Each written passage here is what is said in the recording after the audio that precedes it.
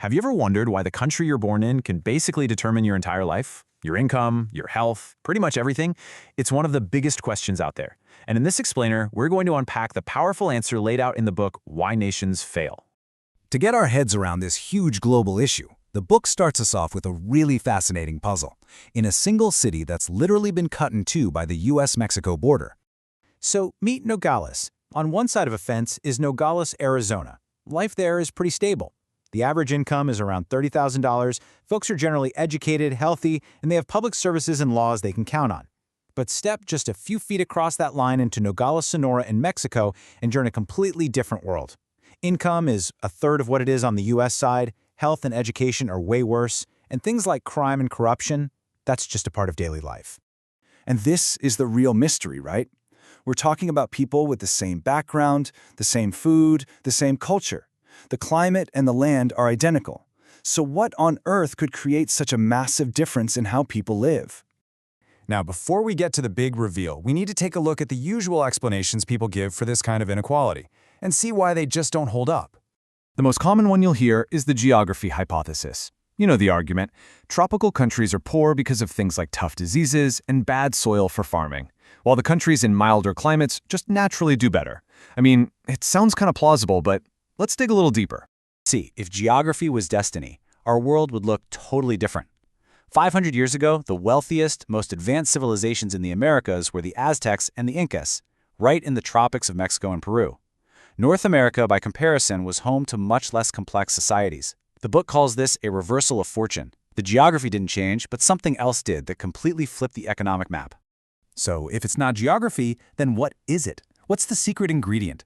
Well, the book argues it all comes down to one crucial thing: a country's institutions. First up, you've got what they call inclusive economic institutions. Just think of these as the rules of the game that create a level playing field for everybody.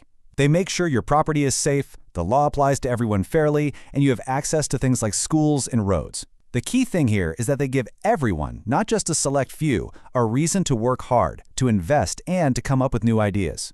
And then you have the complete opposite: extractive economic institutions. These are systems designed by a small group of powerful elites for that same elite. The whole point isn't to grow the pie for everyone, but to slice off the biggest possible piece for themselves by taking it from everybody else. Innovation is risky, and most people are shut out from any real opportunity. And boom, there it is. That's the answer to our puzzle. The massive gap between the two sides of Nogales isn't about the people or the land. It's all about the completely different sets of rules they live by.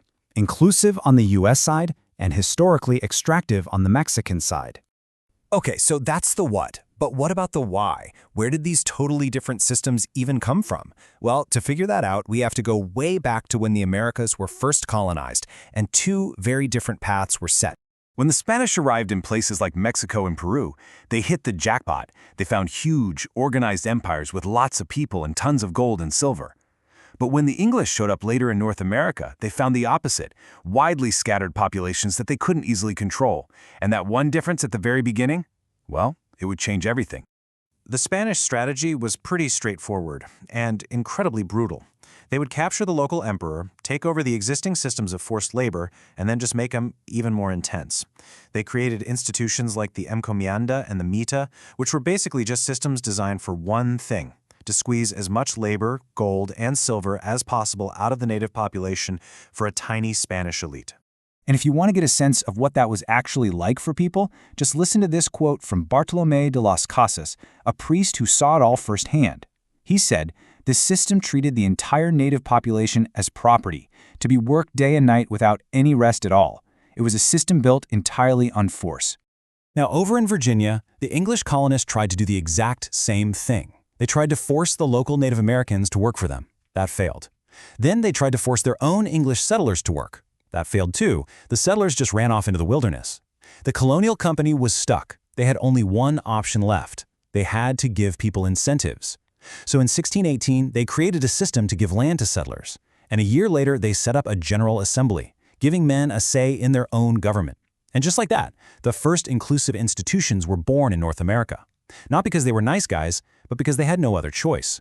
So you might be thinking, okay, that was hundreds of years ago. But here's the thing. These two paths, once they were set, didn't just disappear.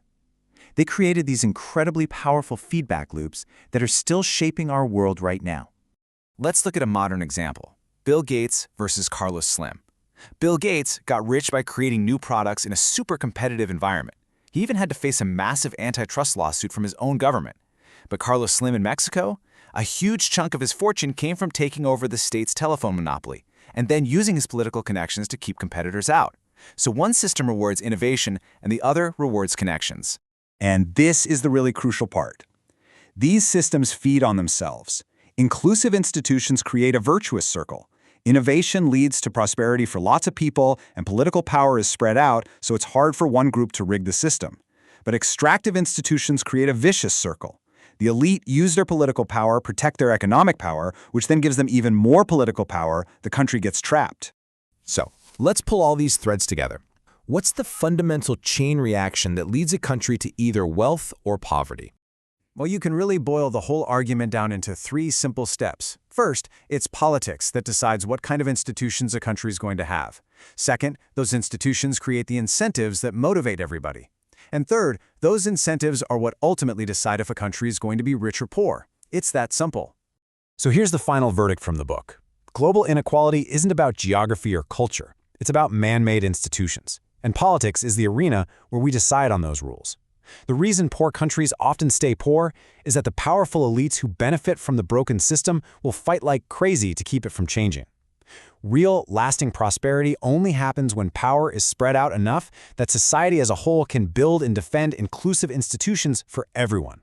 And that leaves us with the biggest, most important question of all. If these institutions are made by people, that means they aren't destiny. They're the result of our choices. So if we actually understand how they work, can we change them? Can we finally break those vicious circles that trap billions of people in poverty and build a world that's more prosperous for everyone? The answer to that question is what really matters.